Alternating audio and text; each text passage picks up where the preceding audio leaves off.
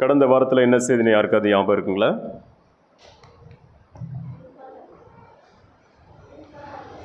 என்னது அம்மா? Principal sir பேசினாரா? என்ன பேசினாங்க? எதை நேசிக்க? பிறனை நேசிக்க வேண்டும். ஓகே. ஆரம்ப ஆராதனை நலமாயிருக்கும். எப்படி இருந்தால் நல்லா இருக்கும்?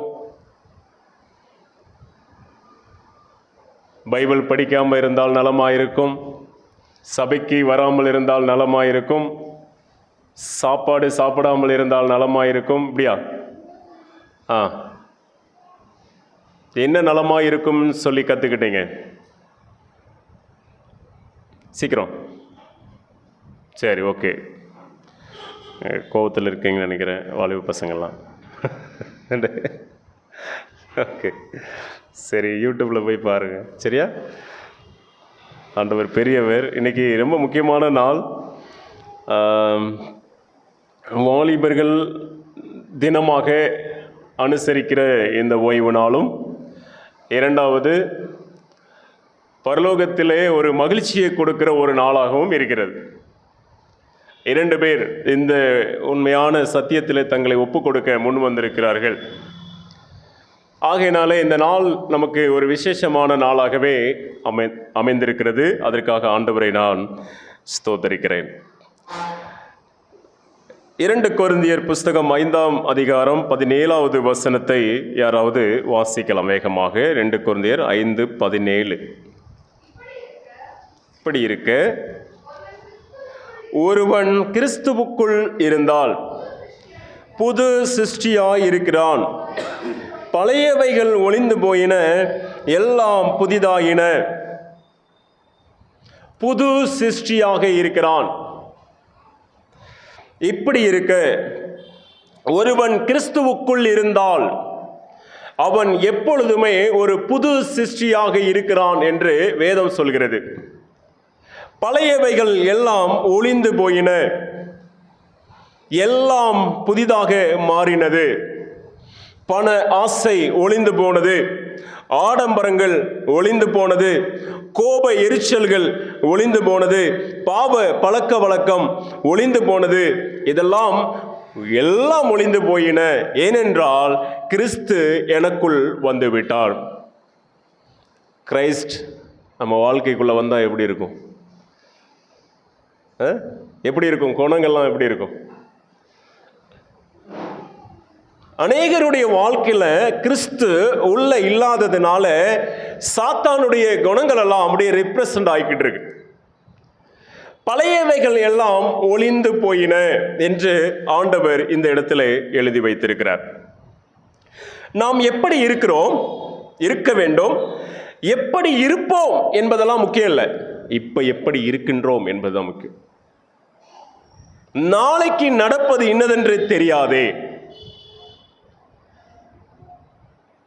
என்ன நடக்கும்னு தெரியல. இந்த உலகத்துல அவ்வளவு காரியங்கள் இந்த உலகத்துல நடந்து கொண்டிருக்கிறபடினாலே இப்போ எப்படி இருக்கிறேன் நான் என்பதுதான் ரொம்ப முக்கியம். அடுத்த வருஷம் நான் இப்படி இருப்பேன், 10 வருஷம் கழிச்சு நான் இப்படி இருப்பேன் என்பதல்ல, பிரசண்டா நான் எப்படி இருக்கிறேன். நல்ல ஒரு நிகழ்ச்சிகள் இங்கே கொடுக்கப்பட்டுச்சு. இன்னைக்கெல்லாம் நல்லா இருந்தது, சூப்பராக நடத்துனீங்க. எல்லாமே ஒரு மீனிங்ஃபுல்லான ஒரு விஷயம். ஒரு ஆவிக்குரிய வாழ்க்கையில் எப்படி வளரணும் என்பது இன்னைக்கு நிகழ்ச்சிகளில் சொல்லி கொடுத்தாங்க. புது சிருஷ்டி, நியூ கிரியேச்சர் எப்படி இருக்குன்னு பார்த்துக்க. புதுசா உன்னை உருவாக்கி கொடுத்தா எப்படி இருக்கும்? புது ஒரு லேப்டாப் வாங்கினீங்க அப்படின்னு சொன்னால், ஃப்ரெஷ்ஷாக வாங்கினா எப்படி வச்சுருப்பீங்க? அப்படியே தொடச்சி எடுத்து, அது ஒரு வித்தியாசமாக இருக்கும். எப்பயுமே ஆண்டவருக்குள் இருந்தால் நீங்கள் எப்பயுமே புதுசு, ஃப்ரெஷ்ஷாக இருந்துக்கிட்டே இருப்பீங்கன்னு சொல்லி வேதம் தெளிவாக நமக்கு கற்றுக் கொடுக்கிறது. மத்தேயு சுவிசேஷம் 7ஆம் அதிகாரத்துக்கு வந்தோம் அப்படின்னா, ஒரு அருமையான ஒரு வேத பகுதி. இது ஒன்று போதும் நம்முடைய வாழ்க்கையை மாற்றுவதற்கு. 7ஆம் அதிகாரத்தில் ஆண்டவர் கற்றுக் கொடுக்கிற ஒரு பாடம் 21வது வசனத்திலிருந்து அப்படியே சொல்லி வருவார். பரலோகத்தில் இருக்கிற என் பிதாவின் சித்தத்தின்படி செய்கிறவனை பரலோக ராஜ்யத்திலே பிரவேசிப்பானே அல்லாமல் என்னை நோக்கி கர்த்தாவே கர்த்தாவே என்று சொல்லுகிறவன் அதில் பிரவேசிப்பதில்லை. அந்நாளில் அநேகர் என்னை நோக்கி கர்த்தாவே கர்த்தாவே உமது நாமத்தினாலே தீர்க்க தரிசனம் உரைத்தோம் அல்லவா, உமது நாமத்தினாலே பிசாசுகளை துரத்தினோம் அல்லவா, உமது நாமத்தினாலே அநேக அற்புதங்களை செய்தோம் அல்லவா என்பார்கள். அப்பொழுது நான் ஒரு காலம் உங்களை அறியவில்லை, அக்கிரம செய்யக்காரரே என்னை விட்டு அகன்று போங்கள் என்று அவர்களுக்கு சொல்லுவேன். பயங்கரமான ஒரு வசனம். பழையவைகள் ஒளிந்து போயின, என் ஆண்டவருடைய சித்தம் என்னவோ அந்த சித்தத்தை செய்கிற பிள்ளையாக நான் மாறிவிட்டேன். நம்முடைய வாழ்க்கையில பழையவைகள் எல்லாம் ஒளிஞ்சிருச்சா?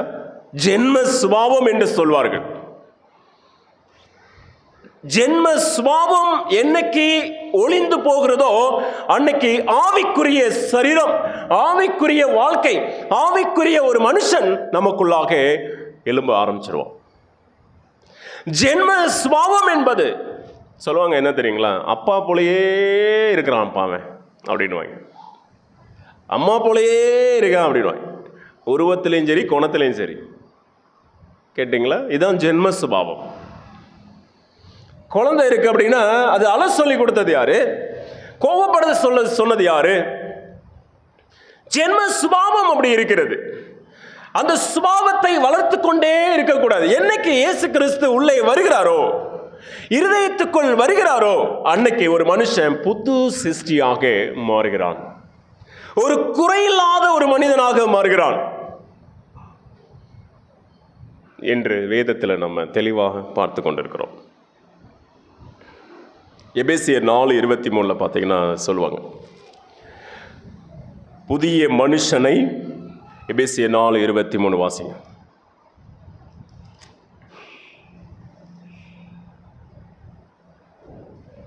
உங்கள் உள்ளத்திலே புதிதான ஆவி உள்ளவர்களாகி மெய்யான நீதியிலும் பரிசுத்தத்திலும் தேவனுடைய சாயலாக சிருஷ்டிக்கப்பட்ட புதிய மனுஷனை தரித்துக் கொள்ளுங்கள்.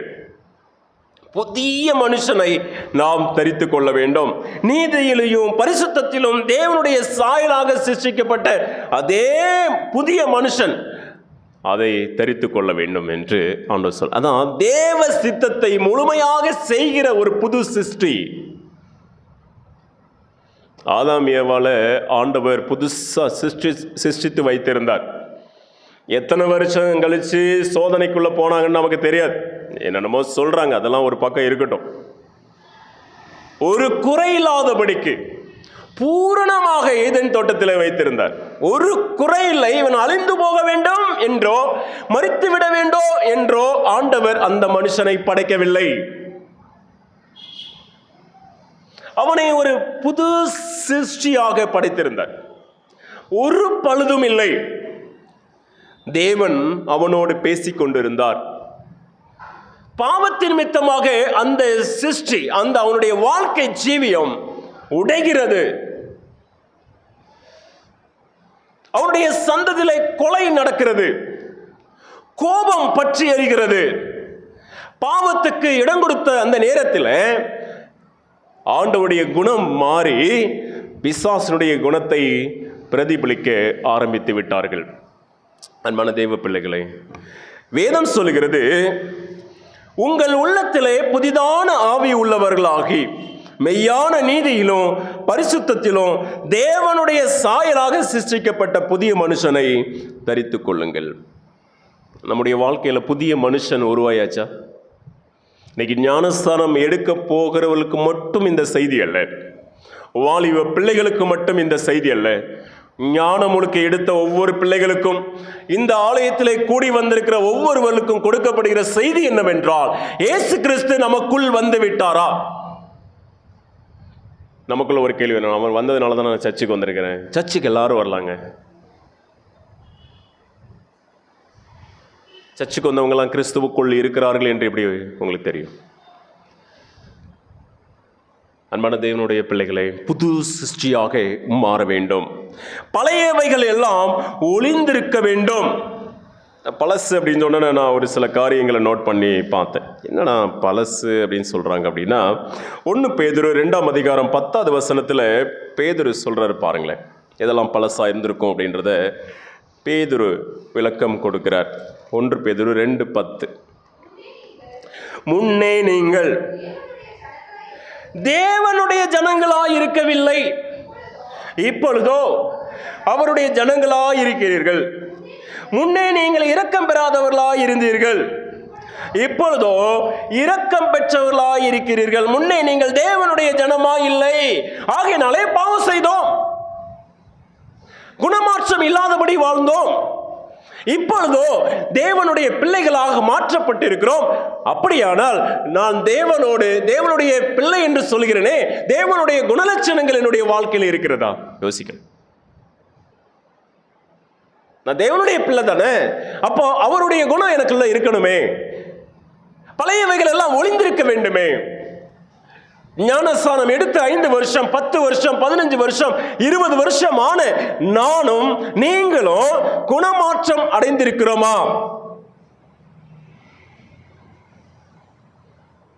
நாங்கள் என்னுடைய நண்பர்கள்லாம் பேசிக்கொண்டோம், டாக்டரேட் படிக்கிறவங்கலாம் பேசிக்கொண்டோம். ஏன்னா சீக்கிரம் நாங்கள் ஸ்பைசருக்கு போக வேண்டிய சூழ்நிலை இருக்கிறதுனால பேசும்போது ஒரு ஊழியக்காரர், என்னோட படிக்கிற ஒரு ஊழியர் சொன்னார், கொஸ்டினரி அப்பெண்டிக்ஸ் பண்ணணும், ஒரு சில நிறைய ரிசர்ச் பண்ணணும் அப்படின்னும் போது நிறைய பேர்கிட்ட கேட்கும்போது அவங்களுக்குள்ள ஒரு பொறாமை குணம் இருக்கிறதே, நாங்கள் என்ன செய்வது அப்படின்னு நாங்கள் கூட எங்களுக்குள்ள டிஸ்கஷன் பண்ணோம். Jealous, full of jealous in their heart. இவன் மட்டும் படிக்கிறான், நமக்கு வாய்ப்பு. ஜெலஸ் என்ன இது? தேவனால் பிறந்தவர்கள், புது சிஷ்யாக இருந்தவர்கள், அவங்களுடைய வாழ்க்கையில பொறாமை என்கிற ஒரு குணம் வந்திருக்கிறதே. போட்டி என்கிற குணம் கூட ஒரு பக்கம் இருந்தாலும் பொறாமை என்பது மோசமான குணமாச்சே. அது எப்படி வந்துச்சு? ஜென்ம சுவாபம் அழிக்கப்படாதபடிக்கு அநேகருடைய வாழ்க்கை இன்றைக்கு வேதத்தை ஆராய்ந்து பார்க்கிறேன் என்று சொல்கிறவர்களுடைய உள்ளத்தில் கூட இருந்து கொண்டிருக்கிறதே. இன்னைக்கு ஓய் நாள் பாடத்தில் நம்ம படிச்சோம், எனக்கு ஃப்ரெண்ட் யார்? Who is my neighbour? யாருங்க? விலகி ஓடுறவனா? தீண்டத்தகாதவர்கள் என்று சொல்வதா? நான் சர்ச்சுக்கு போகிறேன், நேரமாகிவிட்டது, நான் உன்னை தொட்டால் இரத்தக்கரையாகிவிடும், என்னுடைய வெள்ளச்சட்டை என்று போவதா? எது நல்ல சமாரியனுடைய வேலை? யோசிச்சு பாருங்க. பொறாம இருக்கா? யாரை வச்சாது நமக்கு பொறாம இருக்கா? டெலிவரன்ஸ் மினிஸ்ட்ரி அப்படின்ற ஒரு முக்கியமான ஒன்று இருக்கு. அதெல்லாம் இங்கே பண்ணணும்னு நினைச்சேன், எனக்கு நேரம் இல்லை, அதுக்கான வாய்ப்புகளும் எனக்கு கிடைக்கல. அது என்ன அப்படின்னா, நிறைய பேருக்கு வியாதி, சீக்கிரத்தில் மரணம். எதற்காக அப்படின்னு சொன்னால், அவங்க உள்ளத்தில் இருக்கிற போட்டி, பொறாமை, வஞ்சகம், வெறுப்பு, எரிச்சல் எல்லாமே அவங்களுடைய வாழ்க்கையை சுத்தமாக அழிக்கும், இல்லைன்னா நோய்வாய்ப்பட வைக்கும். இதிலிருந்து விடுதலை கொடுப்பது தான் டெலிவரன்ஸ் மினிஸ்ட்ரி. இது கண்டிப்பா எல்லாருடைய வாழ்க்கையில் அவசியம். எப்போ அது வரும் அப்படின்னா, மகனே மகளே, உன் வாழ்க்கையில் இருக்கிற எரிச்சலை நீக்கி போடு. உன் வாழ்க்கையில் இருக்கிற பிரச்சனை, ஏதாவது யார் மேலேயாவது ஒரு குற்றம் உனக்கு அப்படியே மனதை அப்படியே வைத்துக் கொண்டிருக்குமானால் தூக்கி எறிந்து விடு. இல்லாவிட்டால் உன்னை அது அழித்து விடும்.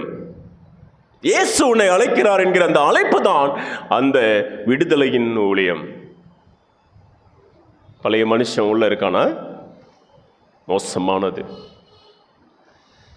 சக ஊழியர்கள், சக வேலையை செய்கிறவர்கள், சக நண்பர்கள் மத்தியில் எந்த அளவுக்கு நம்முடைய வாழ்க்கையை நாம் வாழ்ந்து கொண்டிருக்கிறோம். முன்னே நாம் தேவனுடைய ஜனங்களாக இருக்கவில்லை, ஆனால் இப்பொழுதோ தேவனுடைய ஜனங்களாக இருக்கிறோம். முன்னே நாம இரக்கம் பெறாதவர்களாக இருந்தோம், இப்பொழுதோ இரக்கம் பெற்று கொண்டிருக்கிறோம். நம்முடைய குணம் எப்படி இருக்குங்க? இப்போ அதே மாதிரி இருந்துச்சு அப்படின்னா இன்னும் கிரைஸ்ட் வரவே இல்லை. என்னுடைய சகோதரர், நாங்கள் பெங்களூரில் போயிருந்தேன். ஒரு மெசேஜ் கொடுத்துட்டு, ஒரு சர்ச்சில் மெசேஜ் கொடுத்துட்டு அவங்க வீட்டுக்கு போனேன் ப்ரேயர் பண்ணுறது.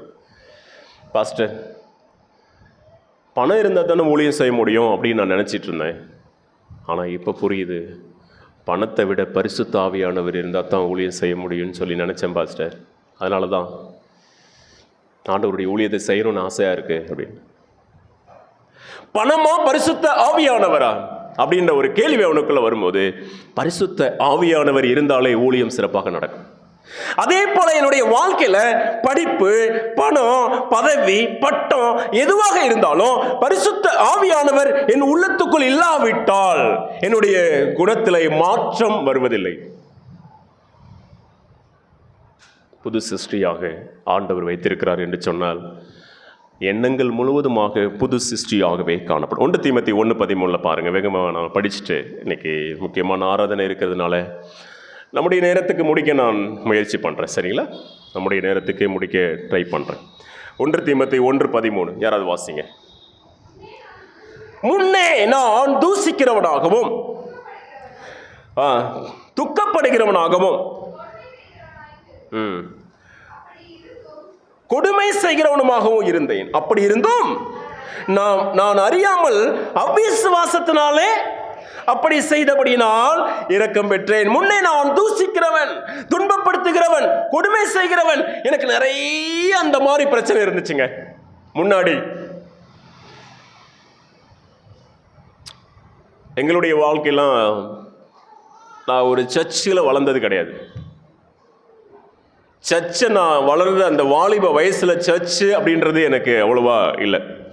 +2 முடிச்சுட்டு தான் நான் ஒரு கல்லூரிக்கே படிக்க போனேன். CSI கல்லூரிக்கு நான் என்னுடைய தியாலஜி ஃபர்ஸ்ட் இயர் படிக்க போகிறேன்.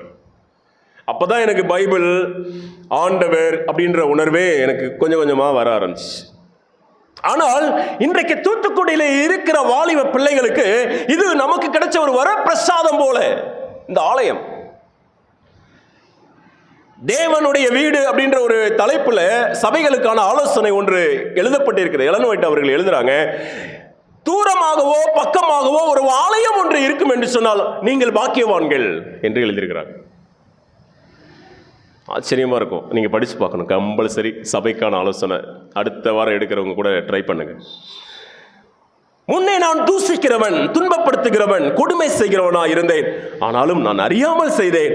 ஆனால் ஆண்டவருடைய சமூகத்தில் இரக்கம் பெற்றேன் என்று சொல்கிறார். ரோமர் புஸ்தகம் 6ஆம் அதிகாரம் 17வது வசனம்.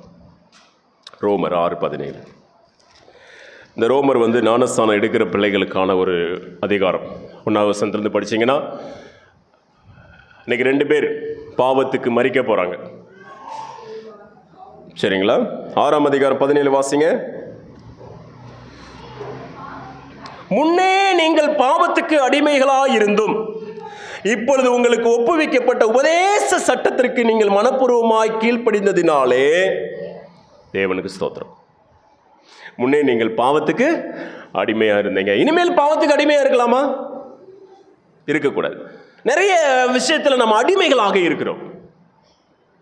எந்தெந்த விஷயத்தில் அடிமைகளாக இருக்கும்னு சொல்லிட்டு அப்படியே லிஸ்ட் போட்டு பாருங்க. எது உங்களை ரொம்ப சந்தோஷப்படுத்துது, அது நீ அடிமையா இருக்கீங்கன்னு அர்த்தம். ஒருவேளை செல்போன் இதுதான் என் வாழ்க்கையில முக்கியம் அப்படின்னு நினைச்சு இதுதான் சந்தோஷப்படுதுன்னா அதுக்கு நீங்க அடிமையா இருக்கிறீங்க. அல்லது ஏதாவது ஒரு சாப்பாடு இது இல்லைன்னா எனக்கு இது அது என் வாழ்க்கையே இல்லை அப்படின்னா நீங்க அதுக்கு அடிமையா இருக்கிறீங்க. ஒரு ஊழியக்காரர் சொன்னார், என் பையனுக்கு மீன் இல்லாம 3 வேளையும் மீன் இல்லாம திங்கவே மாட்டான் சோறு அப்படின்னு. அதுக்கு என்ன சொல்றது? இப்போ அந்த பையன் எதுக்கு அடிமையா இருக்கிறான்? மீனுக்கு அடிமையா இருக்கிறான். எனக்கு இது இல்லைன்னா என் வாழ்க்கை இல்லை, தலை வலிச்சிடும் அப்படின்னு வாங்க. பாத்தீங்களா? நீங்க அடிமை ஆயிட்டீங்க. ஆல்மோஸ்ட் வெளியே வாங்க.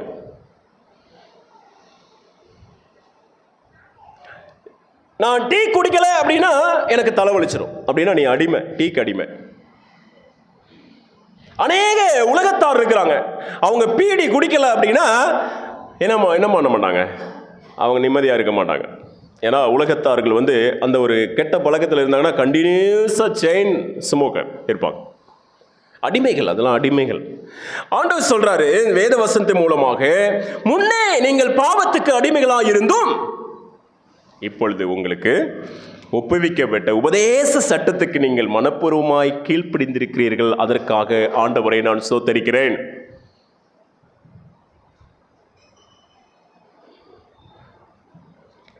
அன்பான தேவனுடைய பிள்ளைகளே, கிறிஸ்துவின் சாயலில் வளருவதற்கு நல்ல எண்ணங்களால் நம்முடைய உள்ளத்தை நிரப்ப வேண்டும்.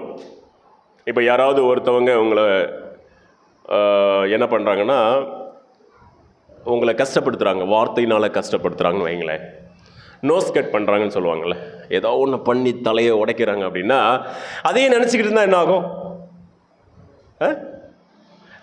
யாரோ உங்களை குறித்து ஏதோ ஒன்று சொல்கிறாங்க அப்படின்னா அதே நான் ஒரு 10-20 நாள் நினச்சா என்ன ஆகும்? நமக்கு தான் பிரச்சனை, அவங்களுக்கு கிடையாது. அவங்க சொன்னவங்களுக்கு கிடையாது பிரச்சனை, கேட்டவங்களுக்கு தான் பிரச்சனை இருக்கு. ஆகையினால அவங்க பாட்டு சொல்லிட்டு போறாங்களே, எனக்கு ஏகப்பட்ட லட்சியங்கள் இருக்கிறது, எனக்கு ஏகப்பட்ட நோக்கங்கள் இருக்கிறது, நான் என்னுடைய தலையை, என்னுடைய சிந்தையை, என்னுடைய இருதயத்தை நான் சரியாய் வைத்துக் கொள்ள வேண்டுமே, யாரோ ஒன்று சொன்னதுக்காக நான் மறித்து விட முடியுமோ அப்படின்ற ஒரு எண்ணம் நமக்குள்ள வரணும். நல்ல எண்ணங்களால் நம்முடைய உள்ளம் நிரப்பப்பட்டிருக்க வேண்டும். கிறிஸ்துவின் சாயலில் கிறிஸ்துவின் குணத்தை நாம் பெற்றுக்கொள்ள நல்ல எண்ணங்களால் நிரப்ப வேண்டும். மனசை அப்படியே தூக்கி வெளியே போட ட்ரை பண்ணணும்.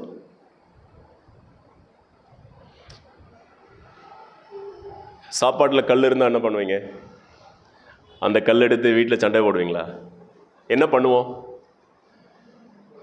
பார்த்து முன்னாடியெல்லாம் அப்படி இருந்துச்சு. முன்னாடியெல்லாம் அந்த மாதிரி டெக்னாலஜி இல்லை, அதனால் புடைச்சி போடுவாங்க. கல் நறுக்குன்னு இருக்கும். ஏன்னா ஒரு காலம்லாம் அப்படியே தண்ணி சோறுலாம் சாப்பிட்டா நிறைய கல்லை நம்ம பார்க்கலாம். ஒரு சிலர்லாம் அப்படியே ஒரு பானையில் எறிவாங்க, நல்லா கல்லை வச்சம்மா நீ அப்படின்னு ஜாலிக்கு.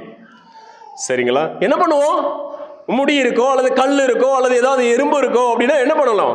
எடுத்து தூக்கி போட்டு சாப்பிடுவோம். அப்படிதானே? நிறைய பேர் அதெல்லாம் அப்படியே அவன் கண்டதெல்லாம் திம்மா. ஆனால் லேசாக ஏதாவது ஒன்று வீட்டில் ஏதாவது இருந்துச்சுன்னா அவர் ரொம்ப அதெல்லாம் இல்லை. நான் என்ன சொல்ல வர்றேன் அப்படின்னா, நமக்கு அது இந்த இதுக்கு இது தேவையில்லை, இது தேவையில்லாத ஒன்று கிடக்கு அப்படின்னா தூக்கி போடுறதுல தப்பே இல்லையே.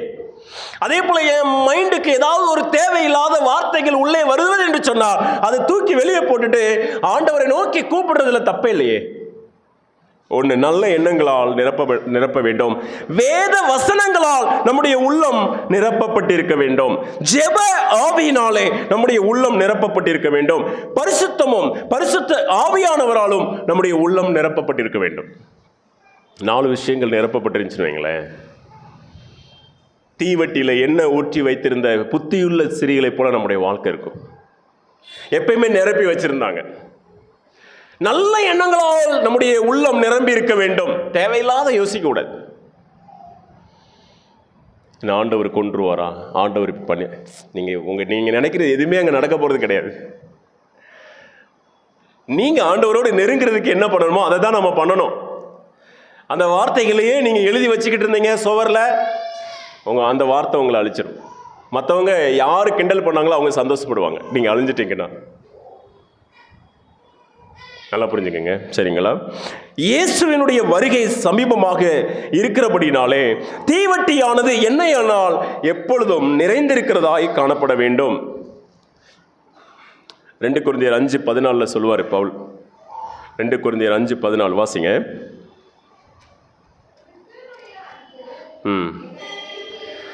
தேவனுடைய அன்பு எங்களை நெருக்கி ஏவுகிறது. ஏனென்றால் எல்லாருக்காகவும் ஒருவரை மரித்திருக்க, எல்லாரும்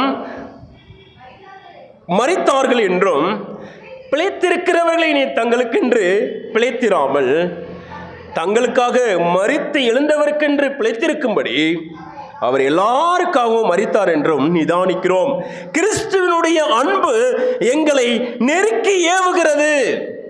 சரியான பாயிண்ட் இது. நீங்க ஏன் ஆலயத்துக்கு வந்தீங்க? கிறிஸ்துவின் அன்பு என்னை நெருக்கி ஏவுகிறது. நீங்க ஏன் ஜெபம் பண்ணீங்க? கிறிஸ்துவின் அன்பு என்னை நெருக்கி ஏவுகிறது. ஏன் பைபிள் வாசிக்கிறீங்க? கிறிஸ்துவனுடைய அன்பு என்னை நெருக்கி ஏவுகிறது. என்னால இருக்க முடியல, அப்பாவோடு பேசணும், அப்பாவோடு இணைந்திருக்கணும், அப்பா என்ன சொல்றாங்க, அவருடைய சித்தம் என்ன என்பதை நான் செய்யணும் என்கிற அந்த உணர்வு எனக்குள் நிரம்பி இருக்கிறது. நெருக்கி ஏவுகிறது, அப்படின்னு போஸ்ட் பண்ணுது.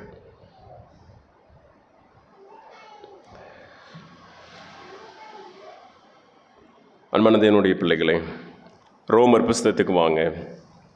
ரோமர் புஸ்தகம் 6ஆம் அதிகாரத்துக்கு வந்தீங்க அப்படின்னா ஞானஸ்தானத்தை பற்றி பேசுவார். பாவத்துக்கு மரித்த நாம் இனி அதில் எப்படி பிழைப்போம்? ஆனாம்மா, பாவத்துக்கு தான் செத்துட்டோமே, இனி எப்படி மறுபடியும் அந்த பாவத்தை என்னுடைய வாழ்க்கையில் கொண்டு வருவேன்? நான் பாவத்துக்கு மரிப்பது என்று சொன்னால் ஞானஸ்தானம் தான். நம்ம ஆவிக்குரிய வார்த்தையில் சொல்ல போனால் இன்னைக்கு 2 பேருக்கு தண்ணிக்குள்ள அடக்கம்.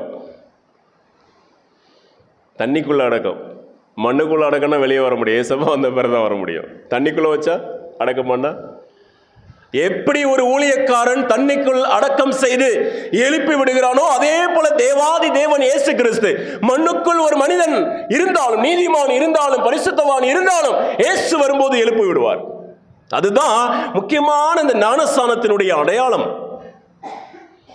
ஒரு செகண்ட் அவங்க எங்க இருக்காங்கன்னு தெரியாது. உள்ள போட்டு மூச்சு விடாம பண்ணும்போது, மூக்க பொத்தி உள்ள அமுக்கும் போது எங்க இருக்காங்கன்னு தெரியாது. ஜஸ்ட் ஒரு நிமிஷம் செத்து அப்படியே வெளியே வர மாதிரி இருக்கும். ஒரு சிலர்லாம் அப்படியே அவ்வளவுதான், அவங்களுக்கு தெரியாது. ஏன் அப்படின்னா, பாவத்துக்கு மரித்த நாம் எப்படி மறுபடியும் பாவத்துக்கு பிழைத்திருப்போம்? அன்பான தேவனுடைய பிள்ளைகளே, கிறிஸ்து இயேசுவுக்குள்ளாக ஞானஸ்தானம் பெற்ற நாம் அனைவரும் அவருடைய மரணத்துக்குள்ளாக ஞானஸ்தானம் பெற்றதை அறியாமல் இருக்கிறீர்களா? ஏற்கனவே பாவத்துக்கு மரிச்சு நீ மறுபடியும் அந்த பாவத்தை ஏன் செஞ்சீங்க? மறுபடியும் உங்களை அடக்கம் பண்ணணுமா? தண்ணிக்குள்ள கிடையாது. அதுக்காக தான் என்னது, அடுத்த வாரம் என்னது, திருவிருந்து. முழுவதும் முழுங்கினவன் கால்களை மாத்திரம் கழுவினால் போதும். வாங்க, அழைப்பு கொடுக்கிறார். மீண்டுமாக உன் பாவத்தை மன்னிக்க இயேசு கிறிஸ்து அழைப்பு கொடுத்து கொண்டே இருக்கிறார். ஏனென்றால் நீங்க புது சிருஷ்டியாய் மாற வேண்டும். உங்க குணம் குழந்தைகளை போல இருக்கணும். என் பிள்ளைகளெல்லாம் பயங்கரமா திட்டுவேன் ஒரு சில நேரத்தில். அடுத்த நிமிஷம் வருவாங்க, அப்பா அப்படிதான். ஏசப்பா நிறைய கண்டிப்பார், சிரிச்சுப்பார். அடுத்த நிமிஷம் முழங்கால நிக்கணும். ஏசப்பா, உங்களை விட்டு நான் எங்க போவேன்? அதுதான் புள்ள. அதை விட்டுட்டு நான் எங்க அப்பா என்ன இது சொல்லிட்டாரு அப்படின்ட்டு என் புள்ள என்கிட்ட வராம இருந்துச்சுன்னா அது புள்ள கிடையாது. ஏசப்பா அதை தான் யோசிச்சுக்கிட்டே இருக்கு, என் புள்ள என்கிட்ட எப்போ வரும் அப்படின்னு சொல்லி காத்துக்கொண்டே இருப்பார் என்று நம்ம வேதத்தில் பார்க்க முடியும். நம்ம அப்பாவுடைய அன்பு நம்மை நெருக்கி ஏவ வேண்டும். ஆலய வருகை, ஜெபம், வேத வாசிப்பு, நன்றாக பேசுவது, உதவி செய்வது. இந்த வாரத்தில் நீங்க யாருக்காவது உதவி செஞ்சிருக்கீங்களா? ஏதாவது ஒரு விதத்தில் யோசித்து பாருங்க. யாருக்காவது ஹெல்ப் பண்ணீங்களா? இல்லை யாருக்காவது பண உதவி செஞ்சீங்களா? அல்லது யார்கிட்டயாவது ஃபோன் பேசி கவலைப்படாதீங்க, உங்களுக்காக நான் ஜெபம் பண்ணுறேன், நீங்கள் சோர்ந்து போகாதீங்க, நான் கேள்விப்பட்ட இந்த விஷயத்தை அப்படின்னு சொல்லுவீங்களா? ஒவ்வொரு வார்த்தையும், நீங்க சொல்ற ஒவ்வொரு வார்த்தையும் கிறிஸ்து எப்படி சொல்லுவாரோ அதே போல இருக்க வேண்டும். அதுதான் கிறிஸ்துவுக்குள் புது சிருஷ்டி. நம்ம பேசினாலே பயப்படக்கூடாது. மற்றவங்க ஐயோ ஏதாவது சொல்லி போடுவானோ அப்படின்னு. ஒரு சிலருக்குலாம் அப்படிதான். எங்களுக்குள்ளே நாங்கள் படிக்கிற ஒரு 30 பேர் படிக்கிறோம் இந்தியா ஃபுல்லாக. அதுலேயே ஒரு சில பசங்களை பார்த்தா நாங்கள் எஸ்கேப் ஆயிடுவோம். ஐயோ இவன் ஏதாவது ஒன்று சொல்லுவாடா, டிஸ்கரேஜ் பண்ணுவாடா, எஸ்கேப் ஆடா எஸ்கேப். வார்த்தை ஃபுல்லாகவே டிஸ்கரேஜாகவே இருக்கும். ஒரு சிலர்லாம் என்னத்த நீங்களாம் முடிக்க போகிறீங்கடா, போங்கடா அப்படின்னு வாங்கி பாருங்க, அப்படியே ஒரு மாதிரி இருக்கும். அதே போல் என்னுடைய ஃப்ரெண்ட்ஸ் சர்க்கிளில் யாராவது வந்துட்டாங்க அப்படின்னா, நாங்கள் ஒரு 4-5 பேர் இருக்கிறோம் அப்படின்னா, யாராவது ஒருத்தவங்க பிரதர் எனக்கு ரொம்ப கஷ்டமாக இருக்குது, என்னால் எதுவுமே பண்ண முடியல அப்படின்னா, எங்களுடைய நோக்கம் என்ன தெரியுமா? பெருமையாக சொல்லலை, அந்த பையனை வர வச்சிருவோம். வர வச்சு ஜெபம் பண்ணுவோமா, கவலைப்படாதீங்க, ப்ரேயர் பண்ணலாமா அப்படின்னு அந்த பெஞ்சிலே அப்படியே எங்கள் ஃப்ரெண்ட்ஸ் சர்க்கிள் அப்படியே கூடுவோம். அப்படியே ப்ரேயர். ஆண்டவரே, இந்த சகோதரன் ப்ராஜெக்டில் பண்ணும்போது கொஞ்சம் கஷ்டப்படுறாங்க, நீங்கள் ஆவியானவரை வைத்து இந்த சகோதரனுக்கு ஹெல்ப் பண்ணுங்க ஏசப்பா அப்படின்னு ப்ரேயர் பண்ணுவோம். அதுக்கடுத்து கொஞ்சம் நேரம் கழித்து 1 hour 2 hours வருவோம். ஃபஸ்ட்டு சூப்பராக பண்ணிட்டேன், பார்த்தீங்களா நல்லா இருக்கா, என்னுடைய தீசிஸ் பாருங்கள், என்னுடைய வார்த்தைகள்லாம் பாருங்கள், சூப்பராக இருக்குல்ல அப்படின்னு. எஸ், ஆண்டவர் உன்னோடு இருக்கிறார் அப்படின்னு சொல்லி அனுப்புவார். வார்த்தைகள் காயப்படுத்தக்கூடாது, வார்த்தைகள் ஆறுதல் படுத்த வேண்டும். அதுதான் கிறிஸ்து நமக்குள் இருக்கிற வாழ்க்கை. புது சிருஷ்டியாக போகிற பிள்ளைகளுக்கும் ஏற்கனவே புது சிருஷ்டியாக வாழ்ந்து கொண்டிருக்கிற பிள்ளைகளுக்கும் கிறிஸ்துவினுடைய வார்த்தைகள் நம்முடைய வாயிலிருந்து புறப்பட வேண்டும். கிறிஸ்துவினுடைய பார்வை நம்முடைய கண்களிலிருந்து பார்க்கப்பட வேண்டும். கிறிஸ்துவினுடைய செயல்கள் நம்முடைய கரங்களிலிருந்து வெளிப்பட வேண்டும். கிறிஸ்துவினுடைய கால்கள் நம்முடைய நடையிலிருந்து உருவாக்கப்பட வேண்டும். அதுதான் ஒரு மனிதன் புது சிருஷ்டியாக மாறுகிறானே ஒழிய எதுவுமே இல்லாம நான் புது சிருஷ்டி என்று சொன்னால் அது புது சிருஷ்டியாக்க முடியாது. இன்னும் பழையவைகளை தன்னுடைய உள்ளத்திலே வைத்துக் கொண்டிருக்கிற ஒரு மனுஷனாக தான் கடைசி வரைக்கும் இருக்க முடியும். அன்பான தேவனுடைய பிள்ளைகளே, யோவான் 3ஆம் அதிகாரம், யோவான் 3ஆம் அதிகாரத்துக்கு வந்தீங்கன்னா, யூதர்களுக்குள்ளே அதிகாரியான நிக்கோதேமு எனப்பட்ட பரிசேயன் ஒருவன் இருந்தான். நிக்கோதேமு அப்படின்னா சிலுவை நேரத்தில் வந்த ஒரு மனுஷன். யோசேப்பு, நிக்கோதேமு, இவங்க தான், இந்த நிக்கோதேமு தான் வந்தாரு. அவன் ராக்காலத்தில் இயேசுவினிடத்திலே வந்தான். ரபி, ஒரு பரிசேயன் ராக்காலத்தில் வர்றானா காலையில் வந்தா ஏதாவது சொல்லுவாங்க அப்படின்றதுக்காக நைட்டு வர்றான். ரபி, நீ தேவனிடத்தில் வந்த போதகர் என்று அறிந்திருக்கிறோம். ஏனெனில் ஒருவனும் தன்னுடனே தேவன் இராவிட்டால் நீ செய்கிற இப்படிப்பட்ட அற்புதங்களை செய்ய மாட்டான் என்றான். இயேசு அவனுக்கு பிரேரித்தரமாக, ஒருவன், மறுபடியும் அடுத்த வசனம், பிரவாவிட்டால் தேவனுடைய ராஜ்யத்தை காண மாட்டான் என்று மெய்யாகவே உனக்கு சொல்கிறேன் என்றார். அருமையான ஒரு வசனம். ஒருவன் மறுபடியும் பிரவாவிட்டால் தேவனுடைய ராஜ்யத்துக்குள் போக முடியாது. புது சிருஷ்டியாக உருவாக்க அவன் ஒரு அடுத்த கேள்வி கேட்கிறார் பாருங்க. அதற்கு நிக்கோதேமு, ஒரு மனுஷன் முதிர் வயதா இருக்கையில் எப்படி பிறப்பான்? இந்த கேள்வியே ராங். அடுத்து கேட்கிறது, அவன் தாயின் கற்பத்தில் 2ஆம் தரம் பிரவேசித்து பிறக்கக்கூடுமோ? ஓவர். ஆண்டவர் சூப்பரா சொல்வார், ஒருவன் ஜலத்தினாலும் ஆவியினாலும் பிரவாவிட்டால் தேவனுடைய ராஜ்யத்தில் பிரவேசிக்க மாட்டான் என்று மெய்யாகவே உனக்கு சொல்கிறேன். மாம்சத்தினாலே பிறப்பது மாம்சமாயிருக்கும், ஆவியினாலே பிறப்பது ஆவியாயிருக்கும். நீங்கள் மறுபடியும் பிறக்க வேண்டும் என்று நான் உனக்கு சொன்னதை குறித்து அதிசயப்பட வேண்டாம். காற்றானது தனக்கு இஷ்டமான இடத்தில் வீசுகிறது, அதன் சத்தத்தை கேட்கிறாய், ஆகிலும் அது இன்ன இடத்திலிருந்து வருகிறது என்றும் இன்னிடத்துக்கு போகிறது என்றும் உனக்கு தெரியாது. ஆவியினாலே பிறந்தவன் எவனோ அவனும் அப்படியே இருக்கிறான் என்றார். அதற்கு நிக்கோதேமு சொல்றாரு, இவைகள் எப்படி ஆகும் என்றான். இயேசு அவனை நோக்கி, நீ இஸ்ரவேலில் போதகனாய் இருந்தும் இவைகளை அறியாமல் இருக்கிறாயா? பிடிச்சிட்டாரா? என்ன போதகனா இருக்கிற தெரியாத உனக்கு? யோசி. ஆவியினாலே பிறந்தவங்க சொல்லுவாங்க, உண்மையிலே நிறைய சொல்லுவாங்க, எப்படி இப்படி நல்லா இருக்குன்னு தெரியல, எப்படி நான் என் வாழ்க்கை இப்படி ஆச்சுன்னு எனக்கு தெரியல. ஆவியானவர் உங்களை அப்படியே மெருகூட்டி வளர்த்து கொண்டே இருப்பார். காற்று எங்கிருந்து வருது எங்க போகுதுன்னு தெரியாது. அதே போல ஆவியினாலே பிறந்த பிள்ளைகளும் பாதுகாப்போடு காணப்படுவார்கள். வாலிப காலங்களில் எல்லாம் பார்த்தீங்க அப்படின்னா வாலிப பசங்க என்ன நினைப்பாங்க, அதெல்லாம் தாண்டி நம்மலாம் வந்திருக்கிறோம், அதனால நான் சொல்கிறேன். என்ன நினைப்பாங்க, நம்ம ரொம்ப அழகாக இருக்கமா, ஹேண்ட்ஸமாக இருக்குமா இல்லையா, 4 பேர் சொன்னதானே தெரியும் அப்படின்றதுக்காக ட்ரை பண்ணுவாங்க. அதே போல் பெண் பிள்ளைகள் நம்மளை யாராவது அழகுள்ள ஒரு ஸ்திரீ என்று சொல்வார்களா அப்படின்னு சொல்லி ட்ரை பண்ணிக்கிட்டு இருப்பாங்க. ஆண்டவர் ஒரு சில ஆவியினாலே பிறந்த பிள்ளைகளுடைய வாழ்க்கையில் அப்படிப்பட்ட இன்ட்ராப்ட் வரவே செய்யாது. எந்த தவறான ஒரு காரியத்தையும் ஆண்டவர் அனுமதிக்க விட மாட்டார். மற்றவங்க பார்வையில நம்ம ஒரு இச்சை பொருளாக என்னைக்குமே ஆண்டவர் மாற்ற மாட்டார். கிறிஸ்துவுக்குள் இருக்கிற ஒரு வாலிபனோ வாலிப பிள்ளையோ ஆண்டவர் ஒரு இச்சை பொருளாக பார்க்கவே விட மாட்டார். ஒருவேளை அவர்கள் தவறு செய்யணும் போல ஒரு காரியம் வரும்போது அவர்களை விலக்கி கொண்டு போவதுதான் தேவனுடைய சித்தமாக இருக்கும். அதுதான் ஆவியினாலே பிறந்தவர்களுடைய ஒரு மாபெரும் பரிசு. தவறான பாதையில வைத்துக் கொண்டு நம்மை நடத்தணும்னு ஆண்டவர் விருப்பமே பட மாட்டார். உங்களை எப்படியெல்லாம் காப்பாற்றணுமோ அப்படியெல்லாம் காப்பாற்றுவார். வாழ்க்கையில் உணர்ந்து பாருங்க, உங்க வாழ்க்கையில் அது தெரியும். நம்ம அப்பா அவ்வளவு நல்லவர், நம்மளை காப்பாற்ற துடிக்கிறார். அன்பான தேவனுடைய பிள்ளைகளே, மறுபடியும் பிறக்கிற ஒரு அனுபவம் நம்முடைய வாழ்க்கையில அவசியமாக இருக்கிறது. நான் அப்படியே ஒரு புஸ்தகத்தை படித்து கொண்டிருந்தேன். புது சிஷ்டியை பற்றி ஒரு புஸ்தகம், ஒரு 133 பக்கம் இருக்கும். அதை படிச்சுட்டே இருக்கும்போது அதில் ஒரு ஸ்டோரி போட்டிருந்தாங்க, அழகா அதை எக்ஸ்பிளைன் பண்ணியிருந்தாங்க. என்னன்னா, ஒரு பட்டர்ஃப்ளை, ஒரு பட்டாம்பூச்சி 4 ஒரு ஸ்டேஜை தாண்டி வரும். முட்டை, அதுக்கடுத்து என்ன வரும்? முட்டை புழு, அப்புறம் கூட்டுப்புழு, வளர்ந்த ஒரு பூச்சி.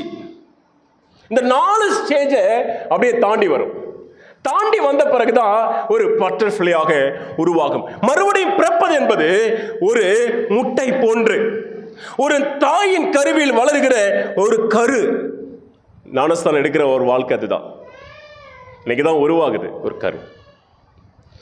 9 மாதங்கள் கழித்து பிறப்பது போன்று நாளுக்கு நாள் ஆண்டவர் அந்த சிசுவை வளர்த்து கொண்டே வருவார். இதுதான் பேப்டிசம். நிறைய பேர் என்ன நினைக்கிறாங்கன்னா, நாங்கள் வளர்ந்துக்கிறோம். வளரவே முடியாது. வளர்ச்சியே ஃபர்ஸ்ட் அதுதான். கருவில் உருவாகிற அந்த நாள் தான் பேப்டிசம். நான் பெரிய மனுஷனா வந்து ஞானஸ்தானம் எடுத்துக்கிறேன்னா கண்டிப்பா முடியாது, கஷ்டம் அது. அதுக்கடுத்து சாத்தான் என்ன வழியில கொண்டு போவானே தெரியாது நம்மளை. ஆண்டவருடைய சமூகத்திலே முதல் ஸ்டேஜிலேயே நம்மை அர்ப்பணித்து விட வேண்டும். நாளுக்கு நாள் உருமாற்றம் நடந்து கொண்டே இருக்கும். நிறைய பூச்சிகள்ல உருமாற்றம் இருக்காது, கொஞ்சம் கொஞ்சம் தான் சேஞ்சஸ் இருக்கும். சரிங்களா? அது வெட்டுக்கிளி, தட்டான், கரப்பாம்பூச்சி இதெல்லாம் வந்து நிம்ப் அப்படின்வாங்க, அது கொஞ்சம் தான் வளர்ச்சி. ஆனால் இந்த பட்டாம்பூச்சியில பயங்கரமான ஒரு வளர்ச்சி இதுல காணப்படுகிறது. 4 ஸ்டேஜை தாண்டி வரும். அப்படியே அதை கஷ்டப்பட்டு ஒரு விஞ்ஞானி ஒருவர்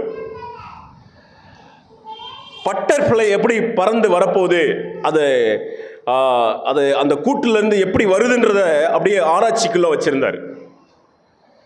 எல்லாரும் அப்படியே பார்த்துட்டு இருக்கும்போது அந்த சயின்டிஸ்ட் என்ன பண்ணான்னா, ஒரு 10 நிமிஷம் இருங்க, வெயிட் பண்ணுங்க, அது வர்றதுக்கு டைம் ஆகும் அப்படின்னு சொல்லிட்டு அப்படியே ரூமுக்கு போயிட்டு வர்றாரு.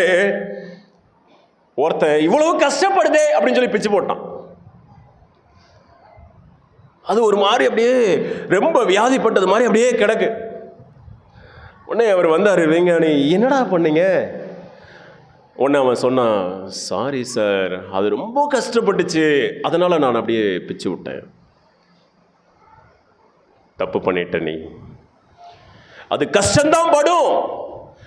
அது கஷ்டப்படுறது தான் இறகுகளை விரித்து பறக்கிறது. எவ்வளவு கஷ்டப்படுது, அவ்வளவு போர்ஸா பறக்கிறதுக்காகத்தான் கடவுள் அப்படி ஒரு திட்டத்தை அந்த பட்டர்ஃப்ளைக்கு வைத்திருக்கிறார். நீ ஏன் கெடுத்து விட்டாய்? இன்னைக்கு அநேக பிள்ளைகள் புது சிருஷ்டியாக மாறின உடனே பல கஷ்டங்களை அனுபவிப்பார்கள்.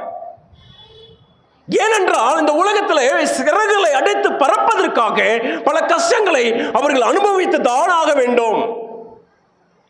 பல போர்ஸ், குடும்பத்தின் மூலமாக பிரச்சனை, சபையின் மூலமாக பிரச்சனை, எல்லா ஒரு விதத்திலையும் பிரச்சனை அவங்களை அப்படியே போர்ஸ் பண்ணிக்கொண்டே இருக்கும். அந்த மனுஷன், என் ஆண்டவர் என்னோடு கூட இருக்கிறார், நான் பறக்க வேண்டும், அழகழகாய் நான் பறந்து செல்ல வேண்டும் என்று ஒரு நோக்கத்தோடு அந்த மனுஷன் இருப்பான் என்றால் ஒரு நாள் பறப்பார், எந்த டிஸ்டர்பன்ஸ் இல்லாம. கீழே கிடந்த புழுவா இருந்த அந்த ஒரு மனுஷன் இன்னைக்கு அப்படியே ரெக்க விரித்து பறந்து கொண்டிருக்கிறான் என்று சொன்னால், எல்லா கஷ்டத்தையும் தாண்டி கொண்டு என் ஆண்டவர் ஏதோ ஒரு நோக்கத்துக்காக என்னை படைத்திருக்கிறார். ஒருவேளை நான் புழுவாக இருக்கலாம், ஒரு கூட்டுப்புழுவாக இருக்கலாம், வளர்ந்த பூச்சியாக கூட இருக்கலாம், ஆனால் ஒரு நாள் பறப்பேன். அதான் கிறிஸ்தவர் வாழ்க்கை. இன்னைக்கு நீங்க எந்த ஸ்டேஜில் இருக்கீங்கன்னு எனக்கு தெரியாது. இன்னும் இப்பதான் நீங்க ஒரு முட்டை அப்படின்னு கூட இருக்கலாம், அது முட்டை புழுவாக மாறும். நீங்க அந்த ஸ்டேஜில் கூட இருக்கலாம், அல்லது ஒரு கூட்டு புழுவாக உருவாகும், அதுல கூட இருக்கலாம். ஆனால் வளர்ந்த ஒரு பூச்சியாக வரும்போது, பூரணப்படும்போது, தேவனோடு இசைந்து வாழும்போது ஒரு நாள் எழும்புவீர்கள் என்ற நிச்சயம் இருக்கிறது. அந்த நாள் இந்த உலகத்தில் மட்டுமல்ல, பரலோகத்திலையும் பறந்து செல்வோம், இயேசுவை சந்திப்போம் என்கிற நம்பிக்கையோடு இங்கிருந்து நாம் கடந்து செல்வோம். கர்த்தர் நம்மை அதிகமாக ஆசீர்வதிப்பாராக. ஆமென்.